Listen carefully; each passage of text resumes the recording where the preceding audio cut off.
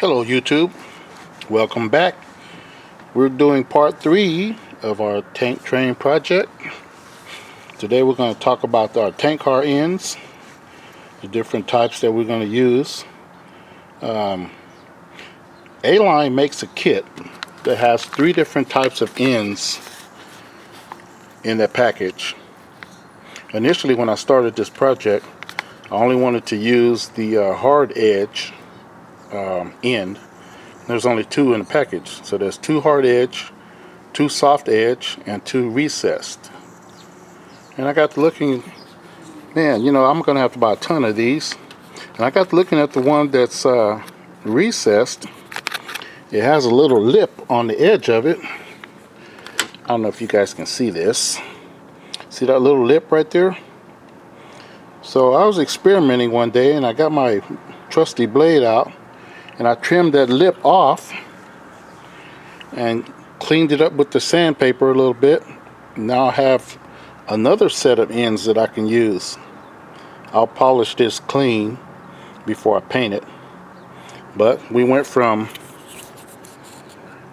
that lip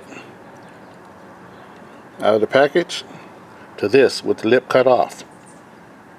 And that's almost exact match for the original hard edge end that's in the package. See, they're pretty close.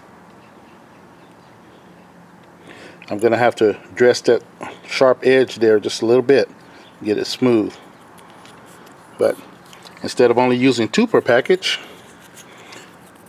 or enough for 1 car, now I have enough for 2 cars per package. Using the old noggin to help save money. That's what I like to do. And the package recommends that you trim. Let me get this out of the package and I'll show you here. As you can see, they recommend that you trim the bottom frame of the tank car.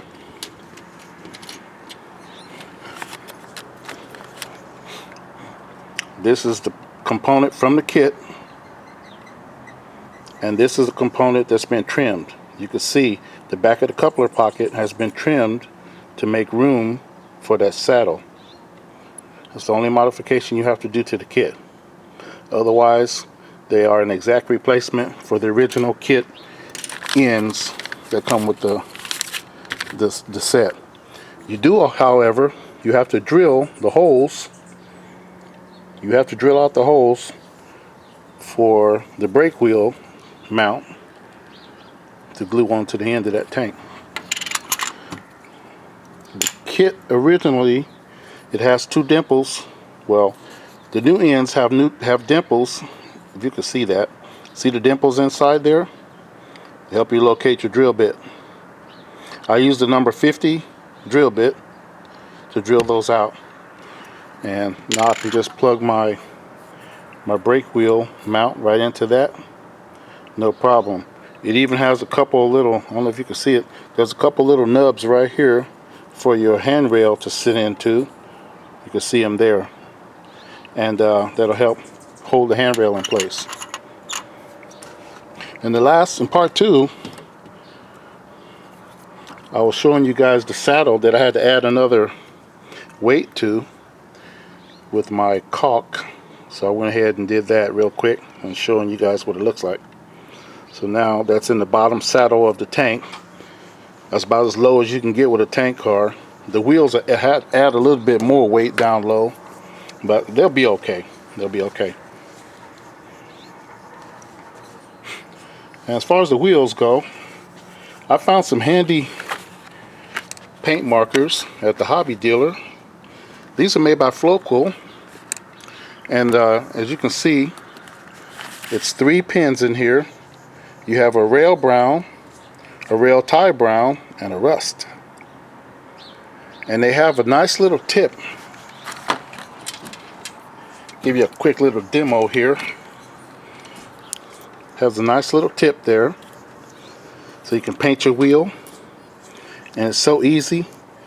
I'll show you real quick how easy it is. Just set it inside the wheel and spin it around. Take it off. That paints nice painted rusty wheel. None on the needle point. You want to avoid getting paint on that because that'll affect your rolling qualities. As you can see, it looks a little orange, but when it dries, it gives you a nice little rusty color. And as you know, most new wheels, they do have fresh orange rust on them. And after this dries, you can use weathering powders to tone it down or give it a little texture to make it look like a wheel that's been around a while. And I'll paint the back and the axles also. And you can do that with this pen also. You just, as you can see, it goes on pretty smooth. I could just paint the back of that wheel with this brush, with this little tip. You can see, looks pretty good. Nice base coat. Like I said, once it's dry, put your weathering powder on there. You can use whatever color you like to get the rust effect that you like. I have to do that with all my wheels.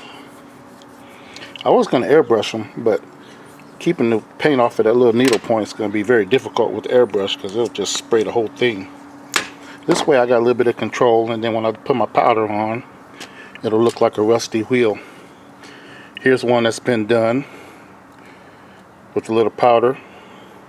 Toned it down a little bit so it looks a little rusty. Got new wheels there. They should be rusty, but that's because it's one of those Ring Engineering EOTs on the last car. So I haven't painted those wheels yet. You can see it's got a little circuit board in there, and it picks up power from the track to power up your little flashing LED on the end. Pretty cool. You can use that truck on any freight car, and it works just great. It looks like it has Intermountain wheels on it. They're a pretty good match for the Intermountain wheel that you can buy. If you look at them, they're pretty close. Not bad. Once they're all painted with a little rust, it'll be all right. Okay. Well, I hope you guys are enjoying this project so far. I think in part 4 we're going to start doing some sub-assembling, and you guys will see as I do it. I'll do the videos and you can watch right along. I wanted to cover cutting parts off sprues with you. Typical sprue. Some of them have a flat side. This one doesn't. But I have a little block of masonite here. I just lay my parts on there, and have a trusty straight edge razor blade. I just lay it right along the side of the part, push down, nice trim. As you can see, it works pretty good. A nice pair of sprue cutters with a real fine tip so you can get in here and cut that off would be nice. I had a pair, but they got dull. Haven't been able to find another set like that since. So now I'm using a straight edge razor blade. I don't recommend that you use diagonal cutters because they don't cut flush. You want to be able to cut flush to the part without putting any additional stress on the part, and they give you a nice clean edge. Plus, with a straight edge blade, you can slide that blade along the edge of the part. And this is the way I do it. I just slide the blade on the edge of the part, and if there's any residue left, it'll just trim it right off. You can see, works pretty good. Or you can take the edge of the blade and scrape it.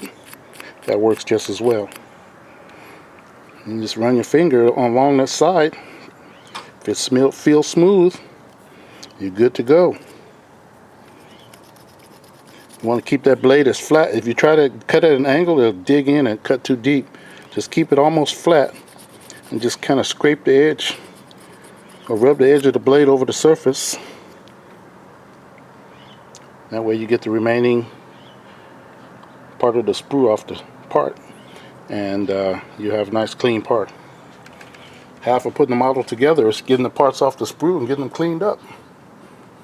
It can be a little tedious, but the thing is, don't take the parts off the sprue until you're ready to assemble them. That way they won't get lost, and the instructions usually are numbered or show an illustration of how the parts go together. Just a little tip for you. When we start assembling these, I'll show you what glue I use. And these cars are going to require more than just one type of glue. Might have to use a little super glue or watery glue. We'll see. I want to try to put the ends on so that I don't have a big seam showing. And I'm going to figure out how to do that without making a mess.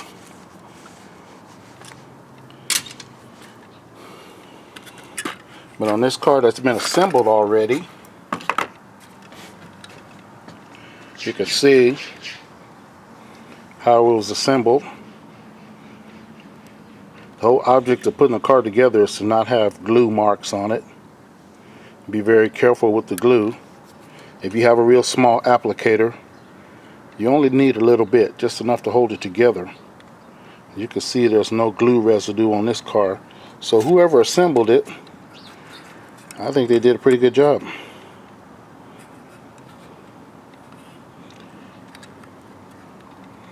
So we're going to try to keep that same standard. I have a technique that I use when I assemble cars to make sure that I don't get excess glue on them. A little goes a long way. And this particular car that was assembled already is very lightweight. All it had was the factory weights in the ends, and that's not enough. So I'm going to have to try to take it apart somehow, get inside the bottom here, and get some more weight in there without doing too much damage. If you're going to buy cars for a project, try to get them in a kit and not already built. I got a good deal on these, so I'll deal with that additional headache. We'll make it work. Okay, well, that's it for now. Thanks for watching.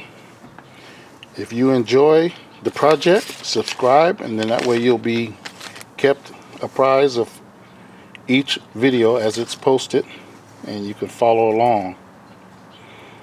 Okay, again, thanks for watching, and we'll see you next time.